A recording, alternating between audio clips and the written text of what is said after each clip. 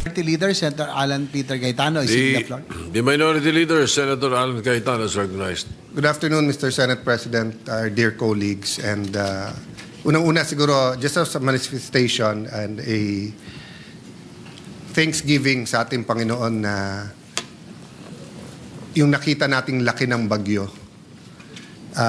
Marami pa rin na pinsala, grabe pa rin ang tama sa ilan mga lugar. But if you, all of us who saw the pictures and comparing it with Yolanda, comparing it with the past storms, and then of course, yung bagyo din na pinagdadaanan natin sa corruption, I just wanted to express, thanksgiving sa Panginoon at sa lahat ng Pilipino na nagkaisa tayo during this time. Having said that, it does tell me one thing. If you see our discussions today, EDCOM, at lahat ng problema na lumabas sa EDCOM, and I'd like to thank Senator Win and Senator now Secretary Angara, lahat ng nasa EDCOM. Kayo po ni former Senator Edgardo Angara sa EDCOM 1. Pinag-usapan din natin yung classroom kanina, ngayon naman Sierra Madre. The simple manifestation that I want to do, Mr. President, is that when we start the budget on Thursday, we should start looking at this as an opportunity to do something very decisive and to do it differently. So usually every year we try to do it better. Each Congress, 17, 18, 19, 5, 6, 7, we try to improve, innovate. But etong disruption, etong gulo, etong nagdidebate po tayo, no? Senator Marcoleta, Senator Lacson have different points of view on many things, but I think in the end we all want one thing, di ba? Pag nagdadasal po tayo, sabi, your kingdom come here on earth as it is in heaven, at yung kingdom ng Panginoon ay maayos. So the manifestation that I want to make is that I look forward to working with all of you sa budget, but sana ma-convince din natin yung executive department at saka yung House of Representatives, lahat ng ating kababayan, na we have to do things differently. If we have to ban all these kinds of development from Sierra Madre, let's just do it. Diba? If we have to decide, will we take out, suspend muna 2 years from K-12 habang binibuild yung classroom, or do we move 100 billion to classrooms? Hindi lang classroom yung problema, new schools, yung lupa. EDCOM, problem after problem, nire-report every month, but mabagal tayo magsolusyon. We took out 200 billion from DPWH, almost 300 billion. Ngayon, 50% daw, overpriced. So all of this doesn't have to lead to frustration. All of this can lead to opportunity na, sige, so I put it this way, kanina may nakasalubong akong congressman. Sabi ko, pare, anong pinakagusto mong kumpanya sa Pilipinas? Is it San Miguel? Is it Ayala Corp? Is it PLDT? If I tell you gather 100 people today at bilhin natin, siguro kahit 1,000 taong kunin mo, hindi natin mabibili, di ba? Pero halimbawa, nagkaskandalo yung kumpanya na yan. Bumaksak yung stock nila. At kayo, marami kayo, may cash kayo. Baka mabili nyo. Pag binili nyo, hindi nyo lang itutuloy. Nagkaskandalo nga, nagkaproblema. Pero magandang kumpanya. Anong gagawin nyo? May babaguhin kayo na napakaganda para muling bumangon at lumaki yung kumpanya na yon. So I just like to speak a little bit of encouragement. I know we'll be having deep debates in the next few days, Mr. President, and I look forward to doing it in a very professional manner. But I'd like to encourage all of us that there's an opportunity to do something very different.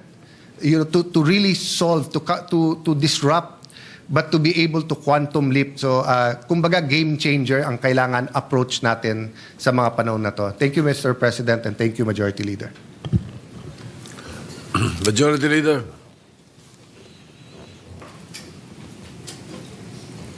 Mr. President, I move that we refer the privilege speech of Senator Erwin Tulfo and all the interpretation manifestation thereon to the Committee on Environment, Natural Resources, and Climate Change. Any objection? Hearing none, the motion is approved. So referred.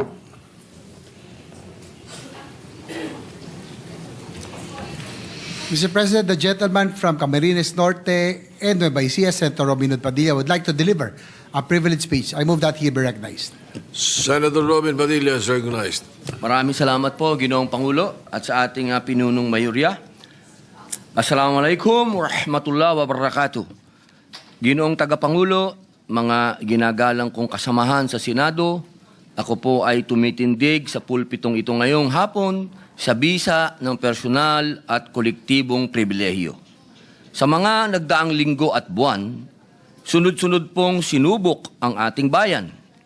Hindi pa man nakakabangon ang ilang lugar sa pagyanig ng lupa, nasundan na agad ng pagbagyo at pagbaha.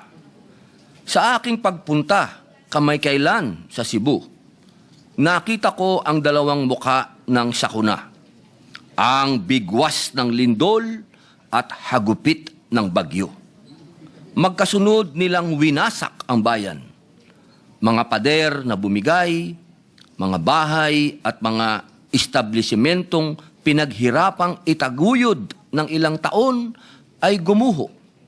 Mga sasakyan na nagkapatong-patong at mga komunidad na hanggang ngayon ay nababalot pa rin ng takot at pangamba. Sa mga ganitong panahon, lagi na lang nating naririnig na pinupuri ang pagiging resilient o matatag ng mga Pilipino. Halos nakatahina ang katangingang ito sa ating pagkatao. Pilipinong matatag, matibay ang loob, matiisin sa gitna ng sakuna.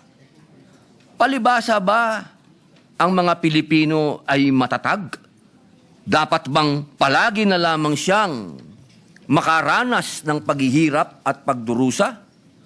O likas bang delikado talaga ang Pilipinas pagdating sa mga sakuna?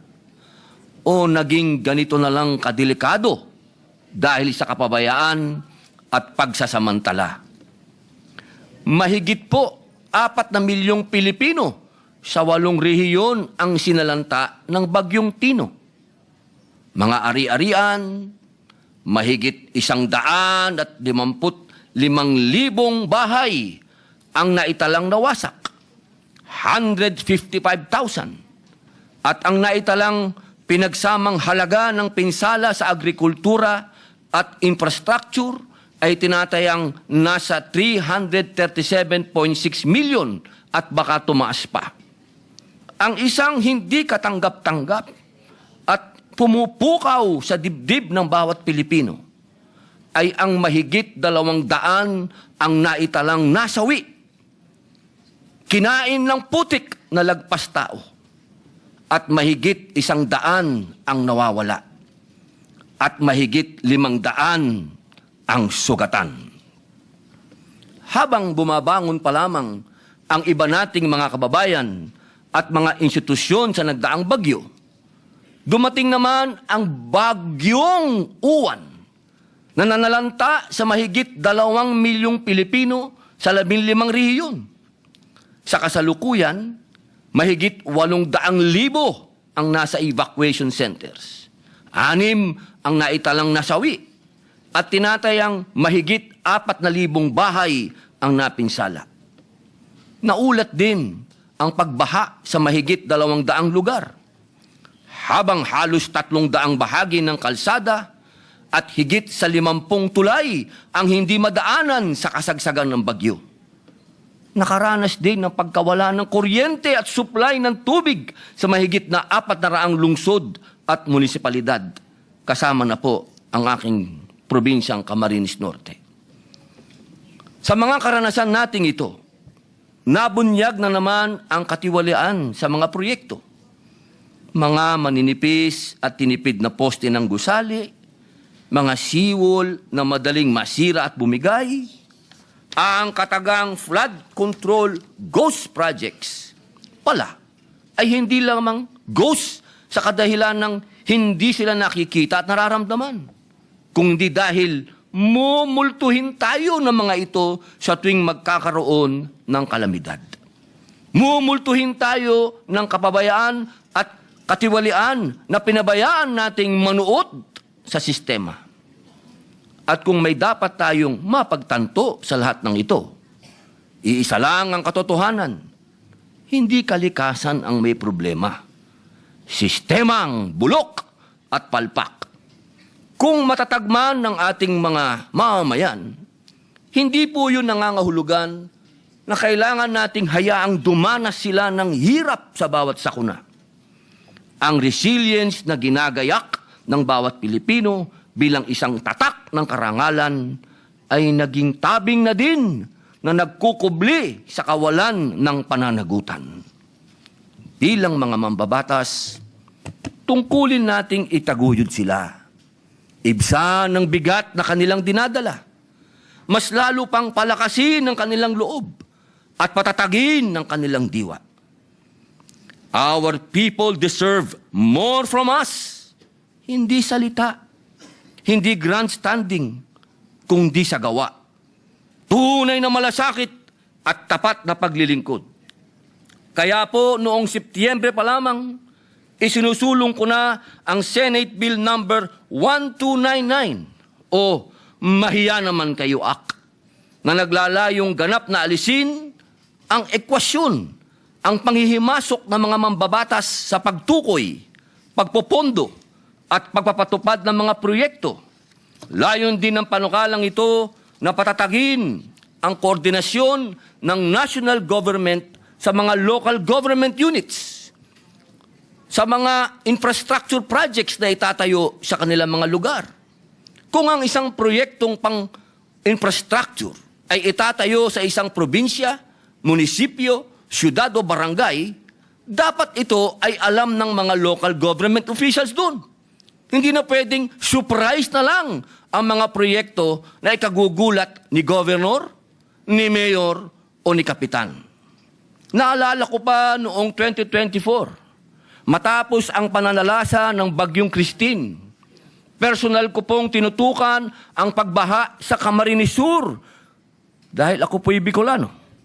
Nakita ko kung paanong ang ilang proyekto ng flood control, imbis na makatulong, ay naging sagabal pa sa natural na daloy ng mga ilog. Isa itong malinaw na halimbawa kung paanong ang hindi konsultadong proyekto ay nagiging sanhi na mas matinding sakuna. Maaalala din na sa kasagsagan ng mga bagyo noong Hulyo nitong taon, nanawagan po si Manila Mayor Isko Moreno na ibigay sa mga LGU ang pamamahala sa mga pasilidad kontra baha. Dapat sa kanila magsimula ang proyekto. Dapat sa kanila manggaling ang plano. Dapat sila ang nagpapasya kung paano magpoprotektahan ang kanilang mga mamamayan. Ang trabaho ng legislatura ay magbigay ng otorisasyon sa pamamagitan ng batas, hindi ng padrino. Magbigay ng gabay, magbigay ng solusyon, hindi ng problema. Kung pumalpak ang proyekto, kung may pagkukulang, dapat malinaw kung sino ang mananagot, hindi na kung ano-ano pang investigasyon. Ngunit, kahit ayusin natin ang sistema, paano po tayo makakaiwas sa sakuna kung hindi natin alam ang panganib? Kaya, isinusulok ko rin po ang Senate Bill number 1481, ang National Hazard Mapping Act. Kailangan natin ng malinaw, kumpleto at updated na pambansang mapa ng panganib. Isang mapang magsasabi kung saang delikado tumira, kung saan hindi dapat magtayo, at kung saan dapat ililikas ang mga pamilya bago dumating ang bagyo, lindol o pagguho. Ang mapang ito ay buuin sa pamamagitan po ng koordinasyon ng DNR, NAMRIA, DOST, Climate Change Commission, NDRRMC at DILG. At i-update tuwing 5 taon. Ang mapang ito ang magiging gabay ng LGU sa zoning, urban planning, relocation at emergency response. Hindi pwedeng hula-hula ang buhay ng Pilipino. Hindi pwedeng tsambahan ang kaligtasan ng komunidad. Ang respeto sa siyensya ay respeto sa buhay.